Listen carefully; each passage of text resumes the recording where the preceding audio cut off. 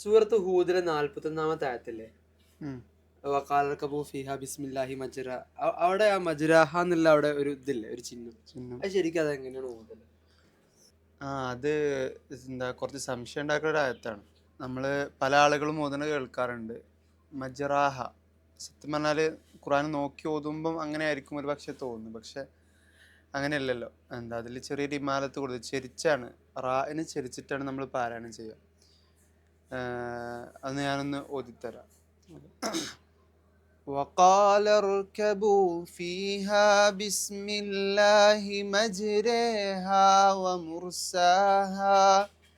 ആ റായിനെ രെ എന്നുള്ള ഒരു രൂപത്തിലേക്ക് മാറ്റിയിട്ടാണ് നമ്മൾ എന്ത് ചെയ്യുക, പാരായണം ചെയ്യുക എന്നുള്ളതാണ്. മജ്രേഹ മജ്രേഹ അങ്ങനെയാണ് നമ്മൾ പാരായണം ചെയ്യുക.